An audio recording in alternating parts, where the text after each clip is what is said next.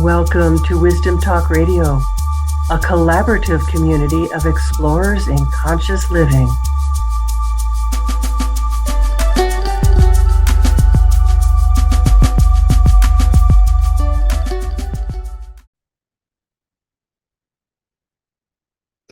The word freedom is something we say we want, with the implication being that we don't have it. We aren't free because of X, Y, or Z, whatever the situation may be. But what happens then is we look outside ourselves to find fault. And we lay the blame for our situation, whatever that is, whatever that may be, out there, outside of ourselves. And then when nothing changes in our situation, our ego is safe in the notion that the situation isn't our fault, because, of course, it's their fault, and that's why nothing's changing. And that means that the possibility of change isn't in our hands either. And so the cycle continues. The realm of possibility isn't even entered. What is possible, though? That's what has moved me my whole life, is what is possible? What is our potential? So I'd love for you to stay tuned to find out with my guest today, Fleet Maull. Let me welcome you first. I'm Laurie Seymour, host of Wisdom Talk Radio and CEO and founder of the Baca Institute. Head there to discover your quantum connection with your inner guidance by taking the Quantum Connection quiz. We're each designed to connect with Source differently.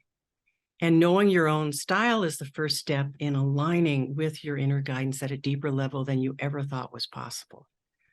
It's the secret to having abundant flow in your business and your personal life.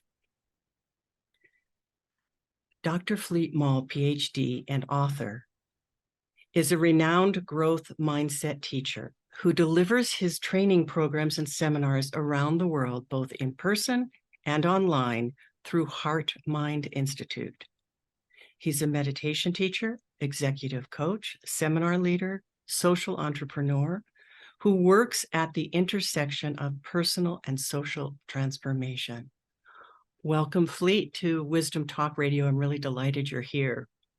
Well, thank you for having me. Good to meet you, Laurie. Yeah, and what's so interesting is when I first saw the title of your latest book, Radical Responsibility, I was like, of course, I want to interview you, because when Wisdom Talk Radio first started about 6.5 years ago, it was a collective of 6 people who were doing it, and early on, we did an episode on radical responsibility, where we had a conversation from each of our perspectives about it. So I'm really eager to have this conversation with you. Great. Looking forward to it. So because people often, I might even say usually, conflate responsibility with blame, I want to ask you, what is, in your experience, radical responsibility, and how does it transcend blame? Yeah, absolutely. And that is the key distinction, how it transcends blame, and the distinction between ownership and blame. And we do often associate words like responsibility, accountability with blame, like who's in trouble now, right? Or we feel it's like a burden, a kind of heavy thing. But actually, as I'm sure is aligned with your show, the theme of your show, it's actually the doorway to possibility and freedom. Mm-hmm. So I usually define radical responsibility as voluntarily embracing 100% ownership for each and every circumstance we face in life, day in and day out. And that includes the circumstances that we, marshaling a bit of honesty, we can see we had something to do with, right? Either we maybe caused it completely, or we at least contributed to it, or maybe we're setting ourselves up unconsciously. Maybe we've got some, life scripts that have carried over from childhood, some unconscious self-sabotage routines, whatever it might be. But we all know, not any of us, of course, but we all know those folks who sadly end up in the same dysfunctional relationship again and again, or even abusive relationship again and again, or the same dead-end job again and again, or get taken advantage of in the same way again and again. And you have to wonder, is there some kind of unconscious subconscious underlying script going on there that they're playing out. And so is that going on for us, or did we simply allow something to occur by, not paying attention, not doing our due diligence, not having the conversations we needed to have, being kind of lazy communicators, or not speaking up for ourselves, or just being unaware or being overly naive. So there's all kinds of ways in which we may have allowed a circumstance to arise or contributed to it and so forth. And then, of course, there are those circumstances that we get as honest as we can, and we can't really see we had anything to do with it, and everybody else would agree. And it just seems like the situation just fell out of the sky and landed on us, right? Well, and we may very well feel victimized by that. And of course, people are victimized terribly in their lives, and terrible things happen to people. And of course, we're talking about adults here, not children, but even with adults, terrible things happen to adults. And so something could happen to us that we may very reasonably have a lot of feelings about, and it may really knock us down. And we may need a lot of validation and support around that. But at some point, the salient question is going to be, what am I going to do with this? Here it is now. It's in my life now. And that's not going to change. It's in my life. And whether it should be there or not, it is. And the salient question is, am I going to let it take me down and get stuck in a victim position around it? Very reasonably so. It might be heroic to get out of there in some situations, but nonetheless, going to be very limiting for my life possibilities if I stay stuck there. Or am I going to find what's the most creative way I can embrace this, the reality of this, right? Or, whether it should be or shouldn't be, here it is. So can I embrace the reality of it and find the most creative way to move forward in my life? For my own enlightened self-interest, and which could include, in some cases, seeking justice and things like that, but from a place of empowerment, as opposed to a place of blame or shame that we'll go more into. So with radical responsibility, the first step is often when we're in situations we're not happy about. It also can be helpful to look at situations we are happy about, because understanding how we got there, then we can repeat the formula, right? Right. But mostly we tend to be concerned with situations we're not happy about. And so the first step is really to look into, can I see I had any relationship to this occurring? And that has absolutely nothing, that might seem okay. I'm going to beat myself up about that, but no, absolutely not. Yeah. It has absolutely nothing to do with blame. It's simply for learning. Because if I can see, that I went from A to B to C to D, and I don't like D, well, I can look back and see, okay, well, I could have taken a right turn instead of a left, or I could have taken a different approach, and I'm learning something, and I see how a situation arose, and now I can do something different in the future. So it's purely for the purpose of learning. And of course, learning and transformation, learning and change. Yeah, absolutely. And because we all have tendencies towards self-blame, we need to work with that as well. And we need to develop a lot of self-compassion and a foundation of compassion and resilience, so we can develop that capacity for radical honesty, to really be able to look into things and purely to learn from them, and then to make changes without letting it tip us into that self-blaming, which may be a habitual pattern for many of us. But at any rate, the basic idea has absolutely nothing to do with blame. And it has nothing to do with blaming others, obviously, but it has not one iota to do with blaming ourselves, and it's certainly not about blaming victims. It's about ownership and choice and possibility. So that's so interesting that you describe it that way, and I absolutely agree. And I was struck when you just said radical honesty, because my experience has been working with thousands of people over the years, that when someone is willing to have that level of honesty with oneself, and honesty has nothing to do with blame. I mean, really, I don't see people being honest when they're blaming themselves, but being curious about what is it that is going on here, what is the pattern. That's where the journey or the path to freedom lies. Absolutely. Yeah, it has to begin there. Otherwise, we're just kind of living in the world of our, illusions and delusions and fantasies and wishful thinking about how life could be, should be. Why isn't it that way? We're not really dealing with life, and so we're not engaged in a way that can actually create a difference for ourselves and others. And I see that so often in relationships, whether it's primary relationships or friend relationships, where if both people have that willingness to want to know the truth, that's what I call it anyway. They want to know what is real here. that takes us right through any conflict or blame, certainly, but it brings us to a point of being able to communicate in real life, in real time, about what's actually happening. Yes, even in, many of the models around both self-compassion and compassion for others, which are both very, very important qualities. There's the notion of fierce compassion, right? Fierce compassion with ourselves and fierce compassion with others, which is really the mixture of compassion and honesty, right? And obviously, if we have a relationship with someone, yeah, it's not about going up to strangers and telling them how they should live their lives.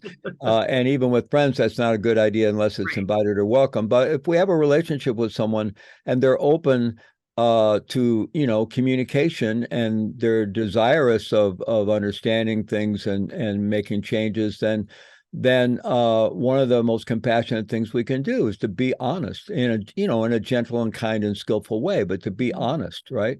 And then, of course, with ourselves, if we can't be honest with ourselves, we're not doing ourselves any favors, right? So even though we want to approach ourselves as our own best friend, and really in a kind and gentle, non-aggressive way, but still a radically honest way, because that's the only way that we can really move forward in our lives. Yeah.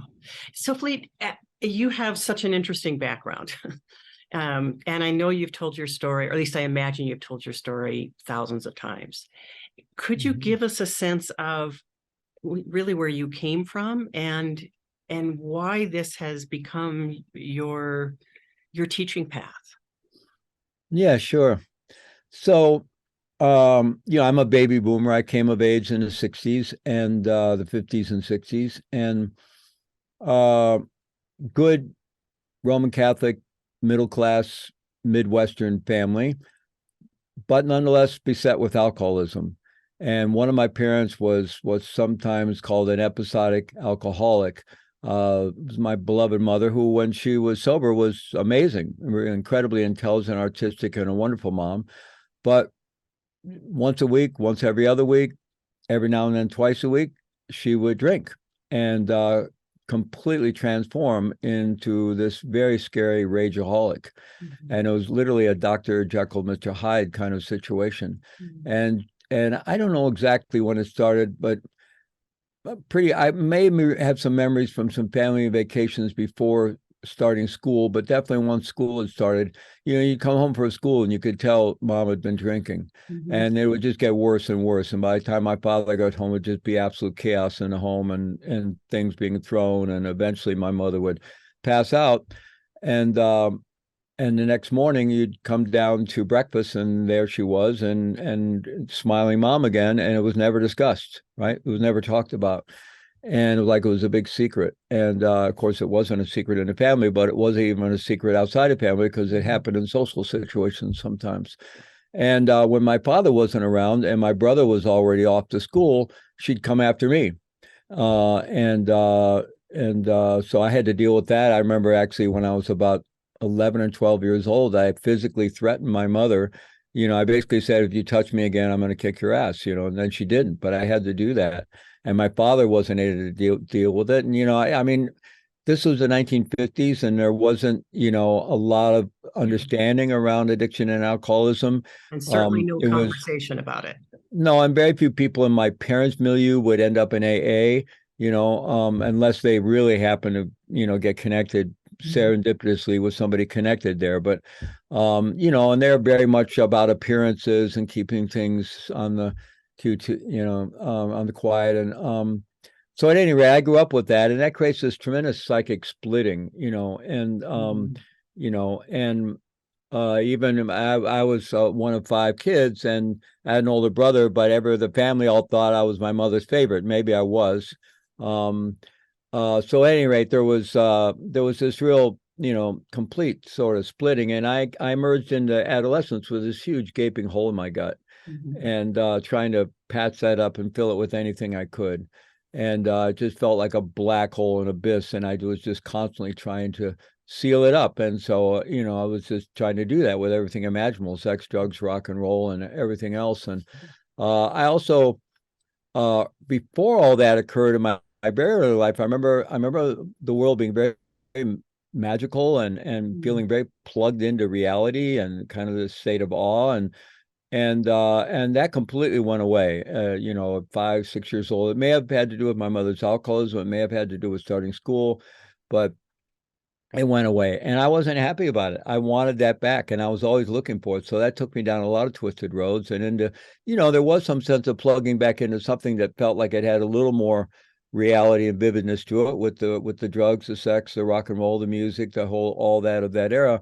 But of course, if you've got that hole in your gut and a propensity towards addiction because of it, then that those are dangerous roads to take and a lot of baggage, and they're all kind of mirage-like anyway.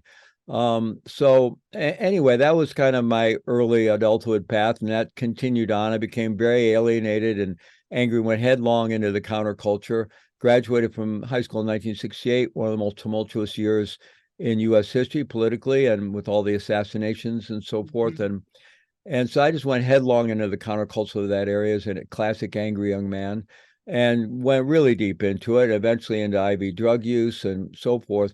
But I was always a spiritual seeker. And so I had this kind of split life.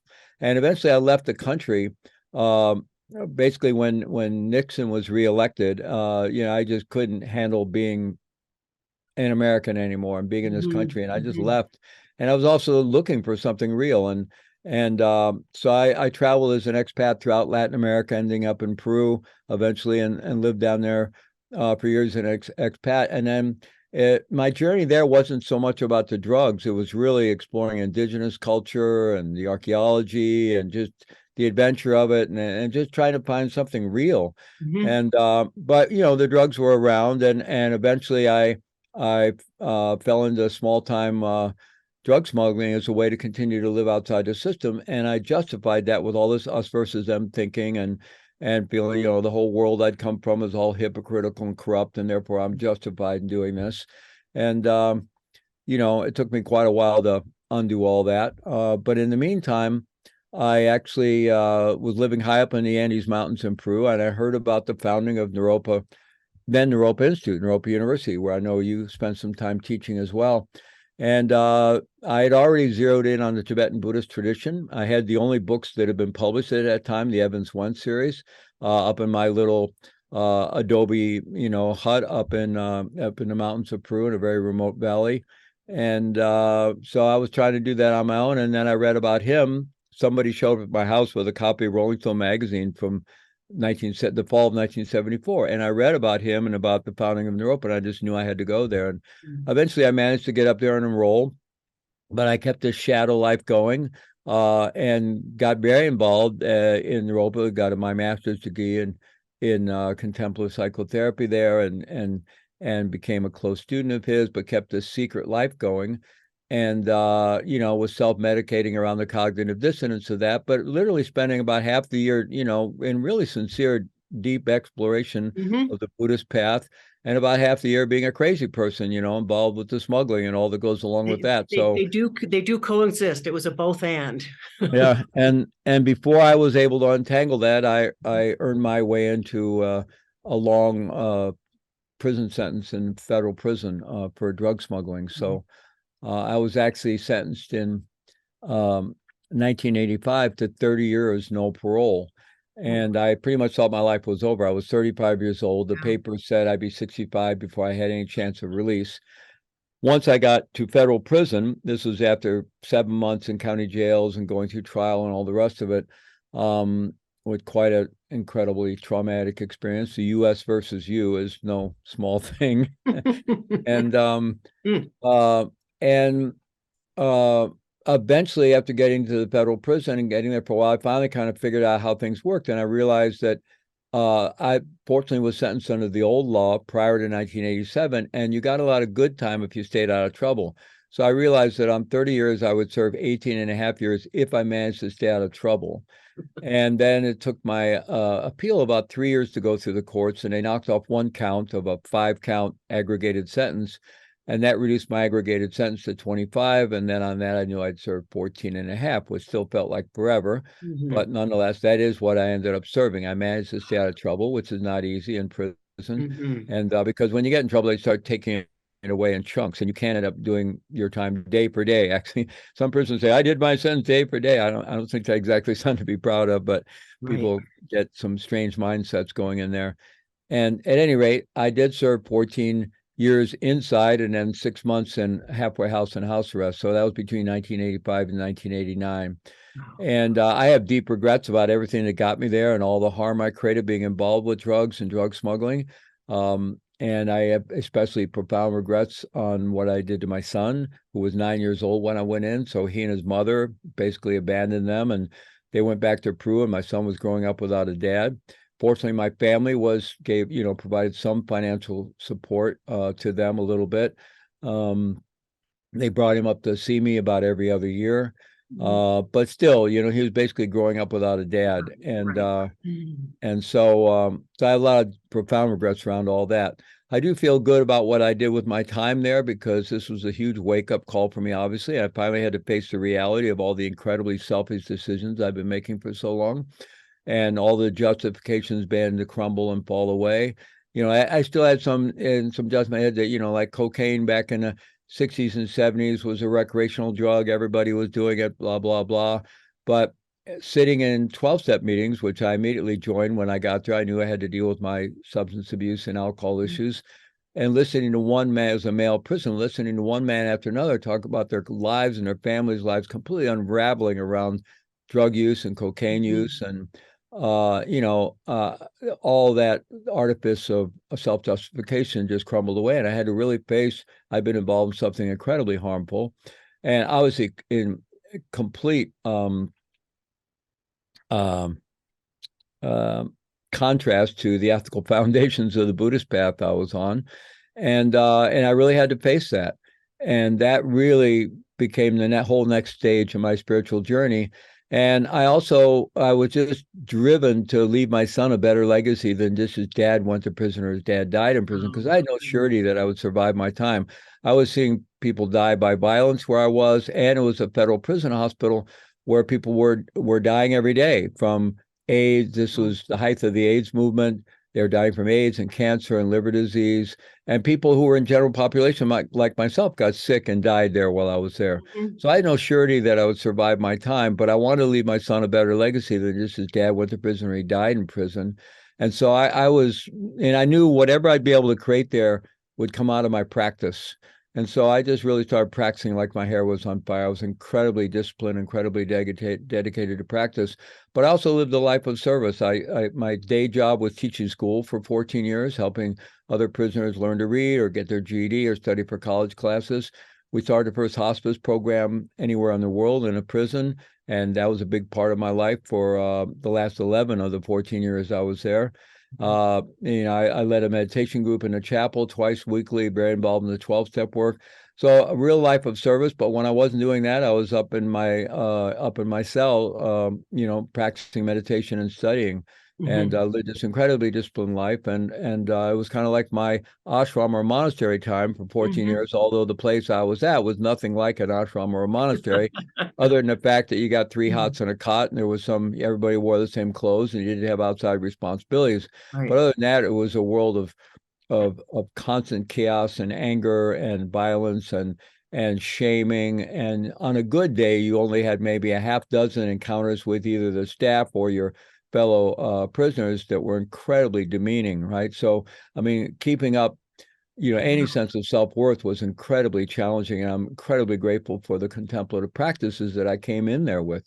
Remembering I came in with 10 years of Buddhist training and a master's degree from Europa University. So I came in with a lot of skills and understanding, and then got dropped into this hell realm. And in some ways it was, a perfect storm of, and allowed me to go through a deep path of transformation. Yeah. I'm thinking about the energetics of it and that constant really rage, that level of vibration that is so really harmful. And I'm wondering how it is that you manage to be with that and to transmute that, perhaps. Yeah. Well, 2 things, and this really connects with the whole radical responsibility model, but when I got there, first of all, it was a big relief to get there to the federal prison because I've been trapped in this hellhole of a county jail for 7 months. Oh. So I get to this big place. There's 10 buildings. They're all connected by these half underground pathways, so you can go everywhere without going outside. Mhm. There were 1,300 prisoners there. About 300 in the were general population like myself, and then there were 600 medical patients and 400 psychiatric patients. Mhm. And it was a big place. There was yards. You could go out and walk in the yard. There was a recreational area. And I was able to get a job. But I really remember the very first day I got there. And after they took me in through, where they bring you in and give you your prison clothes and so forth. And then I step out into this place, start walking down the halls. I felt like I'd entered into a Fellini movie of suffering.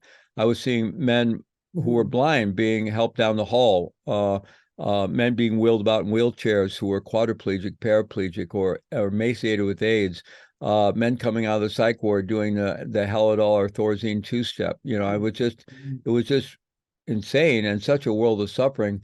But I'm very grateful for that moment because I arrived there really wrapped up in the drama of my own situation, right? I've just received this 30-year no parole sentence. I thought my life was over. I was full of incredible pain and remorse over what I'd done to my son and how I'd let my family down and my teacher and my community and how I'd torched my own life, and I was really caught up in that drama, obviously.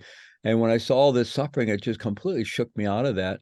And I just said, oh, and I just immediately started, how am I going to show up and add value here? How am I going to show up and serve? And I really credit the influence of my teacher, Trungpa with that, but also my family. My family, despite its problems, had very good values. So, I just started showing up and figuring out how I could serve, how I could add value. So that was very important. The other part, though, was I quickly realized that this was a world of tremendous rage and shaming. And, almost most prisoners all have society thinks of them as the perpetrators, right? And society feels victimized, and rightly so in many cases. But prisoners see themselves as the victims, and they all have a huge victim story. And usually the way, if you met someone, you might go for a walk on the yard and, one person tells their victim story and then the other person tells their victim story. That's kind of like the bonding exercise, right? And after I went through that a couple of times, I certainly didn't want to hear my story anymore. And I really didn't want to hear their stories, which wasn't very compassionate, but it's just not where I wanted to live. Right. And I realized that I was in this world of tremendous anger and rage and bitterness and mindset of victimization. And that if I didn't take a very proactive approach, I could end up that way. And I didn't want to come out of prison that way, angry, bitter, with a victim mindset. I didn't want to live that way in prison. Fortunately, I'd had enough training to know that. So I realized that the only way out for me was to embrace 100%, even 200% ownership for having got myself in there and what I was going to do with it and where it would take me. I really realized I had to just embrace that radical level of ownership and responsibility. And, there were plenty of people that I did a lot of people's time. I refused to cooperate. And it wasn't I was trying to be a stand-up guy. It was just my values. I couldn't, see somebody else is going to do time instead of me. Somebody else's family is going to suffer instead of me. That didn't line up with my Buddhist values or my basic instincts as a human being. And so I didn't cooperate, but many people did. And thus I became the kingpin. And, there were 30, 40 people, most of whom I didn't know, but loosely connected. When, you're involved in that business, there's just connections that go out forever. And so, all these people got deals, including some people that were involved in much more serious stuff than I was. And plus, when you're being prosecuted by the government, they don't play by the rules. They break the law. They break the rules. They play hardball. They make no bones about it. And so, I could have had spent my time, with all those feelings of feeling victimized and anger towards all of that. And I just said, I'm not going to go there. And in the Tibetan Buddhist tradition, we have a practice called Tonglen, exchanging self for other on the medium of the breath, which is really about resolving any of those and dissolving those enmities that we might hold in those grievances. So to the extent that I had any of that going on, I really worked at dissolving it all. Yeah. And within not, terribly long time, I really didn't have any enmity towards anyone. And I just was focusing on I got myself in here. And, Mhm. that wasn't hard to see either. I earned my way there, but I got myself in here. Nobody else has really anything to do with it. Or if they do, that's irrelevant to my current situation. And it's completely up to me what I'm going to do with this and where that's going to take my life. So that's really where the radical responsibility model was born for me. Wow. And then you've moved into that place of what is possible, into the place of potential by virtue of having worked through and released any of the things that would hold you back.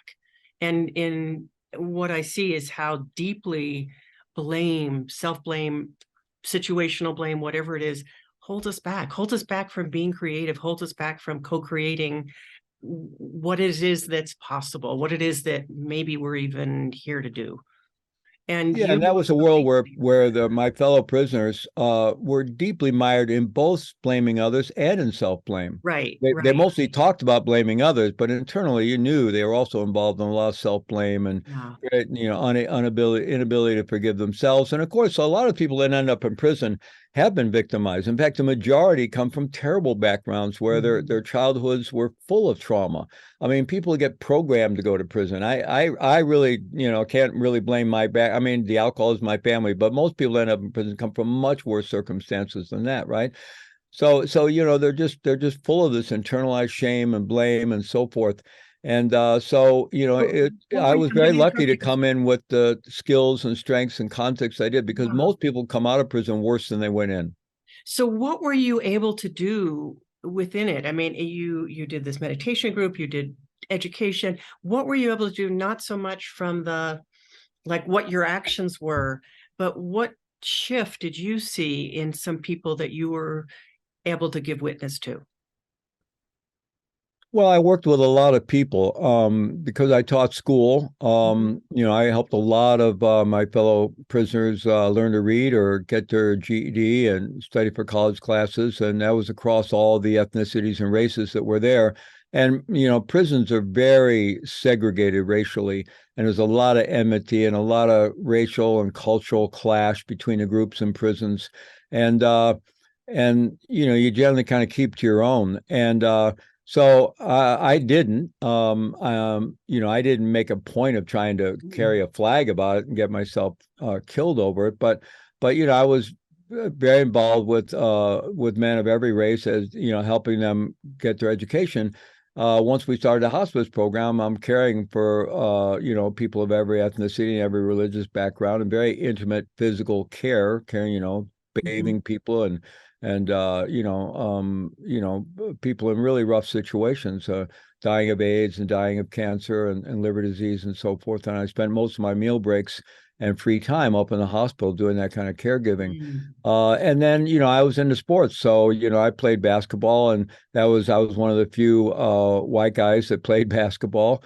And, so I had probably more broad relationships in the prison than just about anybody.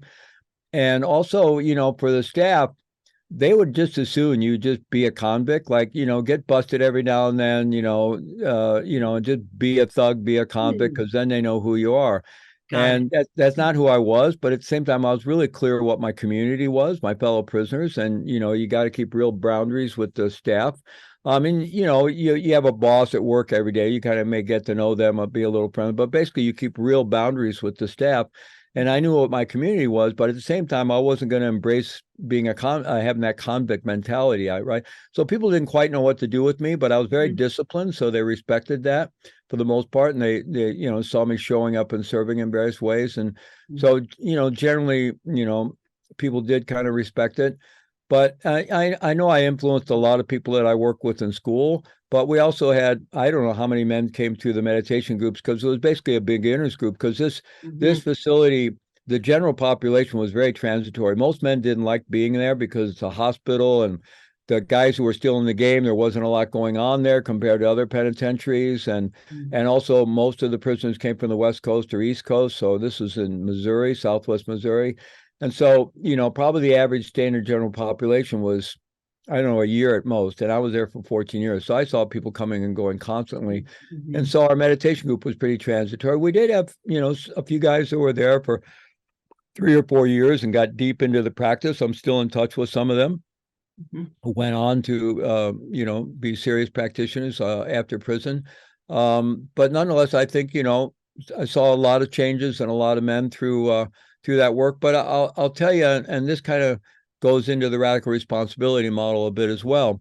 So as I was leading this twice weekly meditation group, and I was noticing, if it was a nice day out, people wouldn't show up. They'd rather go out to the yard, play softball or whatever, So I remember having thoughts like, oh, this is going to be kind of hard, to get real traction here because my fellow prisoners are a little on the flaky side. And of course, I recognize those kind of judgmental thoughts not being helpful.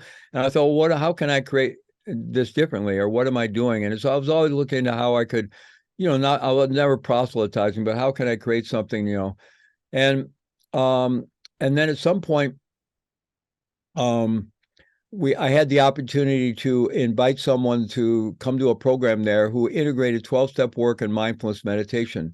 And so I invited some of my friends from the 12-step group, and they came there, and some of them stuck. So now I had a group of people to kind of do participatory research on, including myself, anecdotal research just by observation, who were involved in both the 12-step work and the meditation and mindfulness training. And then when we started the hospice program, I recruited from both of those groups the prisoners that we brought into the hospice training. And so once we got that going, then I was able to observe myself and a group of men who were involved in meditation, 12-step work, and the hospice service, which was incredibly transformational to put your attention on the needs of someone else instead of your own and be confronted with your own mortality through that work. And then later on, I had the opportunity, I connected with someone who's one of my closest friends today, who contacted me wanting to use some of my writing. I'd been publishing in various journals on the outside, wanted to use some of my writings in their programs. And so I asked them about what they were doing. And I kind of understood the lineage that they came from. I was aware of it. But this was a completely secular training, and I got interested in it. They started sending me their newsletter. I got really interested in it. I gave them permission to use my writing. And then eventually I was able to get that training into the prison. And it's called The Event. And in prison, we called it Beyond Release. We changed the name to Beyond Release. And we did 4 of them during the last 3 years I was there. A very intense 3-day training, 12 hours a day, with about 30 prisoners each time. Very mixed group of all races, all criminal backgrounds, all religious backgrounds or lack thereof. And very, very, very intense training, taking people deep into their family of origin conditioning, and deep into their trauma. Incredibly powerful training. And if the institution had known what it was, they never would have let in. They would have let in about the results, but the means they wouldn't, because it was very physical. We really took people deep into rage and the rage holds. It was a very dicey kind of training. And but I recruited the men into that, not exclusively, but I certainly recruited a lot of men into that who were involved in the meditation work and the hospice work and the 12-step work. And then they got involved in this. And then we started a men's group of graduates from that. I think after we did 2 of them, we started a men's group of graduates, and we're doing this men's group. And the men in this men's group, we had about a dozen men in this group who were all involved in meditation, 12-step, hospice work, and the event work. And we were studying Jungian male archetypal psychology, and they were incredibly transformed group of individuals, and many of them released, end up transferring to other prisons and started all kinds of programs there. In fact, the warden was so impressed with the level of transformation that was happening that he hired my friend to be his executive coach. And then after I left, my friend ended up doing trainings for all the executive staff, the medical staff, the nursing staff, the psychology staff, the management staff at that federal prison, and went on to do the same for 3 or 4 more federal prisons. Wonderful. So I'm sorry for the long story, but the point of this was that there is no one magic bullet. And I love meditation. I think meditation is, the panacea, but it's not. Yeah, I'm a meditation teacher. I understand. what I saw was, it took a group of these things to reach a tipping point for any individual into transformation, right? And so where that tipping point is for anyone, you don't know. But I saw a lot of people tipping over into deep transformation by the connection of some kind of contemplative work, some kind of self-awareness and contemplative work, And some kind service. of dealing with their Service. substance abuse issues. The 12-step path is a very profound path, doing the service work, and then being involved in this tense trauma work and shadow work really led to profound change. Yeah. So one last thing I want to chat with you about is about the connection that you see between radical responsibility and what needs to change in our culture, in our society. How do we shift the trajectory that seems to be happening in a way that's really intensely creative? Yeah. Well, just as a sidebar, I also have a training called, I do radical responsibility trainings and have my radical responsibility book, as you know, but I also have a training called Radical Possibility. And I will be writing a book under that title. And I really feel radical responsibility is the doorway to radical possibility. Mm-hmm.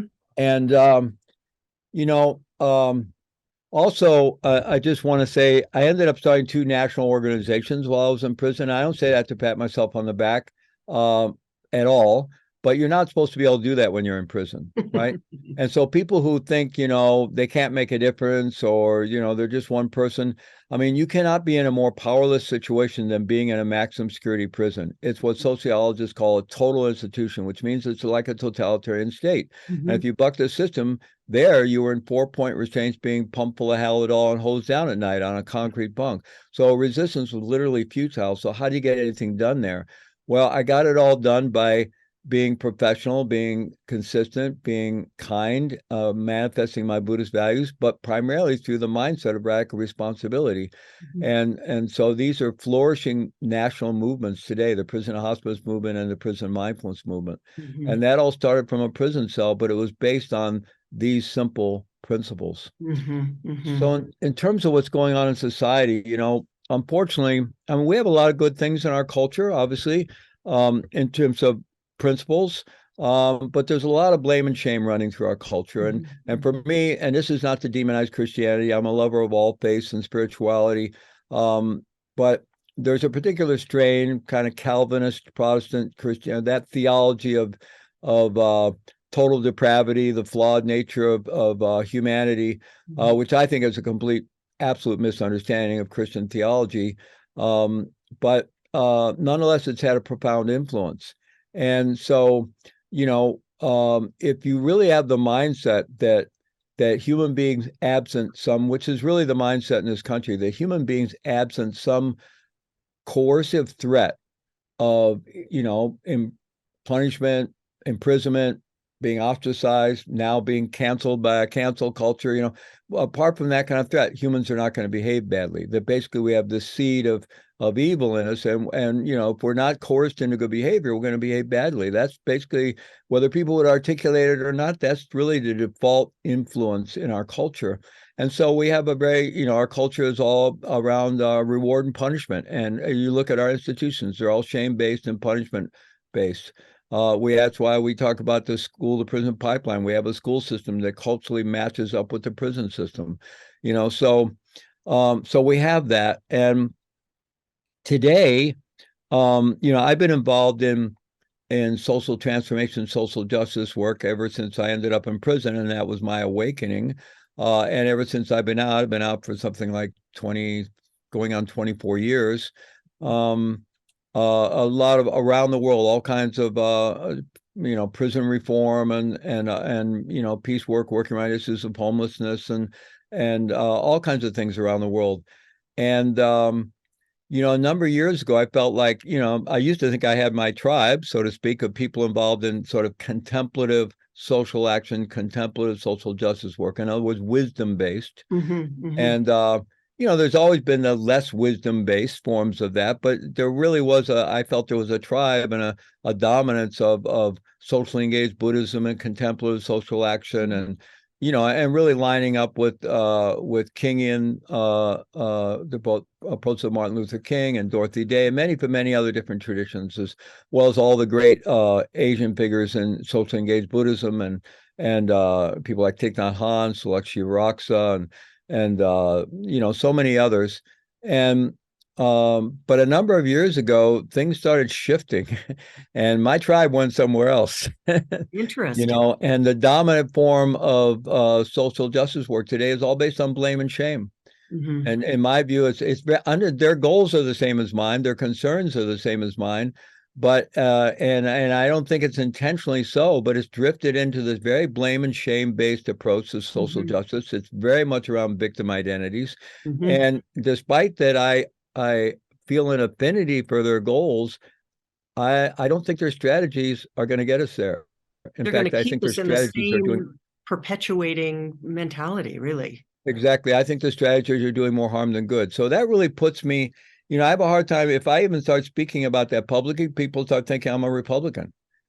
No, I understand. I I've been a understand. progressive liberal Democrat my whole life, Yeah, but I yeah. am becoming more of a kind of a centrist in today's culture. I would think of myself as center left, and it's really the only place you can find reasonable dialogue. This is in the podcast world with some of the heterodox thinkers in the podcast world, and you can have reasonable conversations because the incredibly polarized culture we have between the right and left, they don't want to talk to each other. They just want to cancel each other out, destroy each other. They want to win. It's a winner take all culture that we have. One side wants to grab power and then shove their agenda down the other. And it's the same on the left and the right. I'm more aligned with the agendas of the left for the most part, but I still don't believe in the strategies. And I think it's creating more harm than good. I think, Mhm. that's how we get leaders like Trump as a backlash to that Mhm. kind of thinking. So, anyway, I think we have real issues now. And it's kind of the extreme wave of an inevitable, human era of what's generally regarded as postmodernist thought, which is very important, brought a lot of good things, but we're kind of at the extreme edge. And I think this is eventually will be the tipping point into integral thinking, and people can have that integral mindset of seeing the good in everything and wanting to just bring the best forward from all the different kind of cultural Mhm. mimetic values. We hear a lot about the culture wars, which is basically the fight between traditionalism and postmodernism in the Mhm. landscape of modernism. And, eventually we need to be able to get out of that into integral thinking where you see the good in all that. Mhm. There's good in all that. You don't never want to throw out the baby with the bathwater. There's good in all these different mimetic values, but that's Mhm. not where we are right Right. now. Right. We're in the extremes of the postmodernist leading edge of that. And whether it's going to another generation to what it's going to take to really tip enough people over into integral thinking, I don't know. But in the meantime, you know, In the meantime, here you blame are. and shame has never been more at the forefront of our culture than it Right, is right now. right. And that's why I'm so appreciative of what you have created, certainly in the book, because people can, it's easily accessible. But more than that, in what it is that you're sharing, the messages that you're sharing, the wisdom that you're putting out there. And and I feel like what you've just talked about is we could start a whole other conversation about it, and maybe sometime we will, because I feel like that's at the heart of whether we focus on what's wrong or whether we focus on what's possible, and that Mhm. is going to determine how successful we are, how we move forward as a race, as a human race.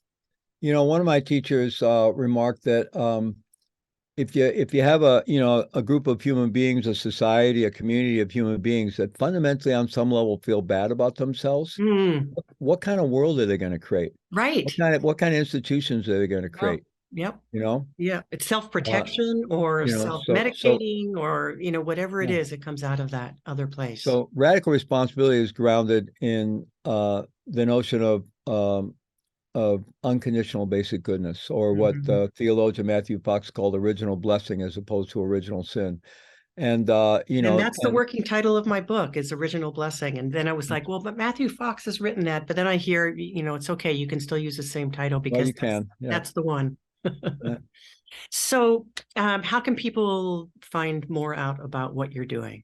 Well, they can go to my basic website, fleetmaull.com, and they kind of get everywhere from there. But if Mhm. you're interested in my courses and the online summits we do, Heart Mind Institute, which is heartmind.co, Mhm. heartmind.co. And if they're interested in the prison work, prisonmindfulness.org, um, mpha.org for the prison hospice work, and so Mhm. forth. Great. Or Thank in the book, Radical you. Responsibility, you can go to radicalresponsibilitybook.com and read all about the book and all the accolades from other best-selling authors. And I And you know can, it's backwards, what people are seeing, but yeah, here it is. and you can download a free chapter at Great. radicalresponsibility.com.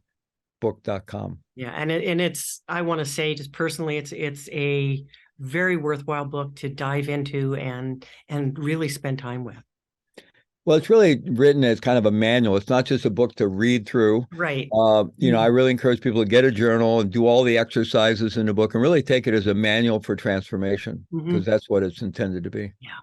And that's what it seems like your life has been intended to be. Well, that's where I've ended up. Didn't have the conscious thought, but that's what has happened. Yeah. Thank you, Fleet, for a delightful conversation, for sharing yourself, and for what you're doing in the world. Thank you. Thank you very much, Laurie. And thank you to our listeners, our viewers, for being with us today at Wisdom Talk Radio. Join us here regularly for more wisdom, discovery, and illumination. And if you've enjoyed today, please leave us a review, because that allows anybody else that doesn't know about Wisdom Talk Radio to access this kind of level of wisdom. And, really it's about transforming the world. So that would be wonderful. And for more about deepening your connection with your own inner guidance, take the Quantum Connection quiz today. And we'll see you next time. Thanks for joining us here at Wisdom Talk Radio. We wish you well in your conscious explorations. For more information and to join in the conversation, our website is wisdomtalkradio.com or at Wisdom Talk Radio on Facebook.